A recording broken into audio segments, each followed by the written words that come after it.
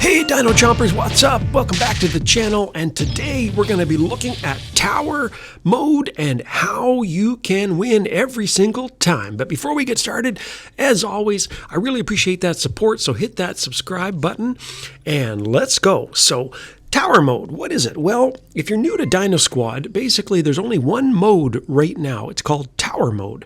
Now, apparently the company is working on a second mode. We're going to find out pretty soon what that is. But tower mode works like this. So you spawn into a map like this one right here, and the first thing you see is this giant structure right ahead of me. Gotta rush right over there, and you see that little blue bar that's starting to rise, and it stretches up into the sky. And then it suddenly starts to glow red or blue, depending on if it's the enemy or if it's on your team. You're the blue, they're the red. So basically, how it works is towers play several different roles in the game. Now, number one, obviously, is that if you capture the towers, your little bar, you see it up there, that little red versus blue bar at the very top of your screen, that slowly starts to fill up. The longer you hold a tower, the longer your team is in possession of a tower, the wider and bigger that bar becomes. And that's crucial because you can actually win a game based on towers, just by controlling the towers for the longest period of time. It's almost like a deciding factor in a really close game. So that's number one. Now, number two, keep an eye on that map. You see the map up in the upper right-hand corner there, and it shows the circles. Well, those are the towers. And you can kind of use that as a sort of a way to maintain situational awareness, which is crucial in this game, I gotta say. You gotta know who controls the towers. You got to know where your enemy is. Those are the little red dots or little triangles you see on that little map in the right-hand side. And you wouldn't believe how many times I can tell someone's about to attack me from behind because I happen to glance up at the map and I see a red triangle figure rushing towards me. And so what you want to do is you also want to capture the enemy towers, and you do that by shooting the little glowing triangular panels. You can see them there, right there on the screen. Now they're blue. What you got to do when the tower is red, you rush over there and you shoot them with your weapons, and you basically, I think there's 1, 2, 3, 4 of them, and you got to shoot all 4 out. And as soon as you do that, it's called capturing a tower.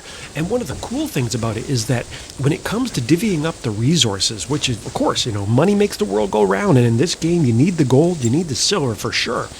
If you're going to get them fancy tricked out dinos, you need them that resources. Well, the more towers you capture, if you capture the most, you actually get more gold and more silver. And if you destroy enemy towers and you destroy the most towers compared to anybody else on your team, you get more gold and more silver, and that's the point, right? And so it's really, really important to be able to capture as many towers as you can for various reasons, because they're going to help you win the game, number one, and because they're going to get you more resources, number two. Now, the other thing you want to do is look at the map now. Check that out.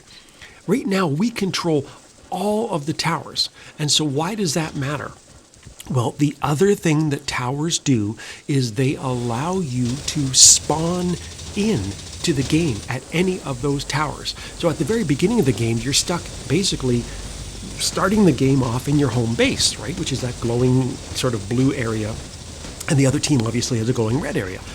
Well, as you capture more and more towers, you can actually sort of get a huge head start. You don't have to start at the very end of the map and run all the way up to the middle or the front of the map. You can basically launch your dino at a tower. And so when you basically control the towers on the map, you're really hemming in your enemy.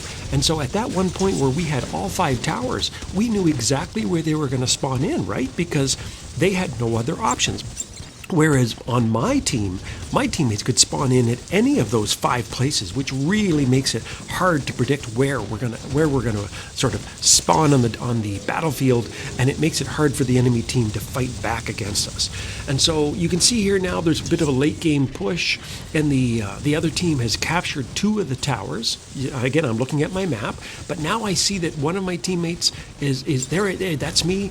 We're basically pushing back, and now we're actually recapturing both of those towers again. And so this gives you a really, really great spot for your end game. Being able to get right close to the beginner sort of home base area where you can kill the enemy as they try to leave their home base. It's almost like shooting ducks in a barrel, really. Now, the other important thing to remember, you saw those little plus signs, those little crosses that are coming up at me, those green crosses, and there goes one on my teammate. Well, another reason why you need the towers is that they restore your health. It's so awesome. So you need to really be able to get into these towers, and if you are ever low on health, get right in that little circle. You can see the circle written in the sand, or the snow, I should say, here on this map. That tells you as long as you stand in there, you're going to be healing your health. And so that's a great thing to do if you're really down on health like I am now. You can hug those towers. You'll find lots of people doing it all the time. A lot of times, snipers will hug the towers because they can maybe use a dome ability or one of these protective modules that you can buy and basically set up camp there and heal the entire time that they're there.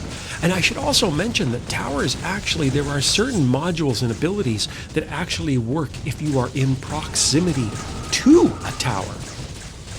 So it's really, really important to be aware of where towers are, who's in control of them, and be really working to maintain that tower control the entire game. And you can tell right now, I had mentioned about the towers and the modules, but you can tell, even look at the blue bars now and the red bar at the top.